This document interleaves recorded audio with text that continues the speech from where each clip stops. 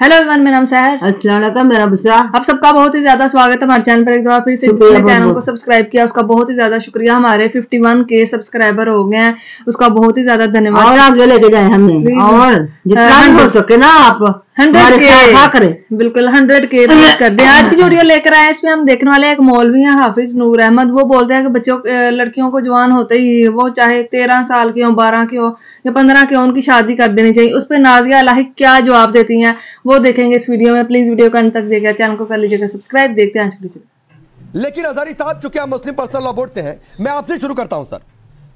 बहुत सारी बातें हैं, शादी की तय उम्र नहीं चाहिए, बेटा बेटी को एक समान अधिकार नहीं चाहिए, क्या क्या नहीं चाहिए वो लगातार स्क्रीन पर हम दिखा रहे हैं। सवाल आपसे पहला यह है कि शादी की तय उम्र से क्या दिक्कत है और क्या यह एंटी इस्लामिक है? अगर हाँ तो कैसे? देखिए, सबसे अहम बात यह है कि मुस्लिम पर्सनल लॉ बोर्ड ने अपनी राय सौंप दी है देश को, अपनी राय दे दी है। अब इसमें आपका ड्राफ्ट कब आ रहा है, कब आप ड्राफ्ट लेके आ रहे हैं, कब आप बाज़ाहिर कर रहे हैं कि हम इसमें क्या क्या चीज लेकर के आ रहे हैं, वो आपकी जिम्मेदारी है। इस्लाम में मुस्लिम पर्सनल लॉ जो है वो नहीं बदल सकता। कुरान ने जो कहा है वो नहीं बदल सकता, जो अहादीस में है वो नहीं बदल सकता। हमारे यहाँ जो शादी की उम्र है, तो शादी की उम्र के ताल्लुक से कोई ये नहीं है कि इतने साल की होगी तो शादी हो जाएगी। लड़का लड़की जब अजारी साहब, मैं समझ गया। अजारी साहब, मैं आपको क्रॉस कर रहा हूँ, मैं समझ गया आपकी बात। नहीं, मैं समझ गया। जो मुस्लिम पर्सनल लॉ बोर्ड की ओर से कहा गया है वो बाइट भी हमने सुनवा दी और स्क्रीन पर बाकायदा लिखकर ग्राफिक्स में भी चला रहे हैं कि शादी की तय उम्र नहीं चाहिए, इस्लाम में शादी की उम्र निर्धारित नहीं है, युवा होते ही शादी हो जाएगी। ये सारी बातें कही गई। मेरे सवाल का जवाब अभी भी नहीं मिला कि अगर शादी की तय उम्र, अरे रुक जाइए सर, सवाल सुन लीजिए। मेरे सवाल का जवाब चाहिए कि शादी की तय उम्र क्या इस्लाम के खिलाफ है? अगर हाँ तो कैसे? देखिए, अगर बालिग होने से ज्यादा उम्र हो रही है तो यकीनन इस्लाम के खिलाफ है। कुरान में कहां पर लिखा हुआ है ये बता दीजिए ना, सूरत नंबर बता दीजिए, सूरत नंबर। पहले मैं बता चुका हूं आपको। नहीं, मुझे नहीं पता चल रहा है। मैंने भी तो 30 पारा पढ़ा है ना, शरिया भी पढ़ा है, जिन्ना वाला 1937 का वो भी पढ़ा है। तो जरा सूरा नंबर बता दीजिए कि पीरियड्स के बाद लड़कियों की शादी कर देनी बहुत जरूरी है भाई, नहीं तो वो आवारा हो जाएंगी। जरा बता दीजिए ये जो वर्ड लिखा हुआ है ये बताइए ना, कुरान में कहां पर है? 30 पारे में मैंने बामाई ने पढ़ा है 30 पारा, और जिन्ना वाला 1937 का शरिया भी पढ़ा है।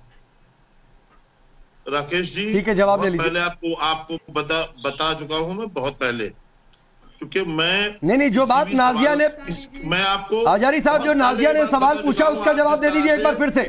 जिस तरह से आप इन बागी चेहरों को बुला करके, बागी नहीं कहेंगे आप बागी कहेंगे तो फिर आप हिंदुस्तान से बागी हैं, फिर आप संविधान से बागी हैं, फिर आपको हिंदुस्तान पसंद नहीं है, आपको जिन्ना का शरिया लॉ पसंद है, आप संविधान से बागी हैं। आप हिंदुस्तान में रह करके आप संविधान नहीं मानेंगे, आप राष्ट्र की इज्जत नहीं करेंगे। आप मेरे को हर बार आप मुझे बागी क्यों बोलते हैं? अपनी जुबान पे काबू नहीं रख पाते हैं? देखा नहीं जाता है मुसलमान पढ़ी लिखी लड़की बोल रही है, ये बर्दाश्त नहीं होता है क्या? चाल चल रहे हैं, चाल चल रही है। क्या चाल चल रही हूँ मैं? क्या बोलिए ना, क्या चाल चल रही हूँ बताइए ना। अरे बताइए ना, क्या बागी क्यों बोला? बागी क्यों बोला? संविधान ना मानो, संविधान ना मानो, हिंदुस्तान में रह करके संविधान नहीं मानू मैं, खिलाफ बोलना है। इस धरती को मैं इज्जत नहीं दूं, सम्मान नहीं दूं, क्या सुनिए, मैं आ रहा हूं बीच में। अरे आजारी साहब सुनिए, आजारी साहब एक मिनट रुक जाइए। आजारी साहब सुनिए ना सर, सुनिए। अरे सुनिए, मैं जानबूझकर थोड़ी देर से शांत था। आजारी साहब सुनिए, थोड़ा महिलाओं का सम्मान करना सीखिए, उनके लिए कैसे शब्दों का इस्तेमाल किया जाता है जरा सीखिए। सुनिए सर, देखा है हमने सम्मान आप कितना करते हैं। बागी क्यों बोला तुमने? बताओ, नहीं बताए ना आप। अच्छा, क्या देखा है? एक मिनट रुक जाइए नाजिया रुक जाइए। क्या देखा है भाई, क्या देखा है? अरे हमने देखा आप कितना सम्मान आप करते लड़कियों का। अच्छा आपने देखा कि मैं सम्मान नहीं करता हूँ? मान भी तनेजा को देखा है, आप ही लोगों के चैनलों पर देखा है, आप किस तरह से रागी जी उसको डांट रहे थे, देखा है हमने। अरे आपने कहा है कि आपने देखा है कि हम कैसे सम्मान करते हैं, मतलब कुछ भी बोलेंगे। शबनम, महिलाओं को बागी बोलते हो, शर्म नहीं आती है आपको? दाढ़ी टोपी लगा के बैठ गए इस्लाम के ठेकेदार बन के, हो कौन आप इस्लाम के ठेकेदार? नहीं, आपने चूंकि महिलाओं को लेकर बोला है। रुकिए अंबर जानी, मुस्लिम महिलाएं जो मौलानाओं के खिलाफ बोले वो बागी है क्या? बागी है क्या? अगर की बात करें तो बागी कहेंगे उन्हें? हजारी साहब देखिए बुढ़ीगार बोला ना कोई हक नहीं है। मौलवी रुक जाइए, तो ये कोई धार्मिक मामला नहीं है और ना ही एक धार्मिक मुद्दा है। ये मुद्दा जुड़ा है जेंडर जस्टिस से, महिलाओं को इंसाफ से। हम भारत की बात करते हैं, भारत के संवैधानिक अधिकारों की बात की जाती है, और जितने भी लोग आज लॉ कमीशन के पास अपनी राय लेकर पहुंचे हैं और ये कहते हैं और ये जिद दिखाते हैं कि अगर इस तरह का कोई कानून लागू किया गया, कोई बदलाव किया गया तो हम उसको नहीं मानेंगे, ये अधिकार उनको संविधान ने दिया है। और वही अधिकार जो आर्टिकल 14 उनको ये अधिकार देता है कि वो अपने अधिकारों के बराबरी के अधिकार पाते हैं, तो वो अधिकार मुझे भी मिले हैं कॉन्स्टिट्यूशन से, लेकिन आज तक असल माने में भारत की मुस्लिम महिलाओं को समान अधिकार नहीं मिले हैं। क्यों?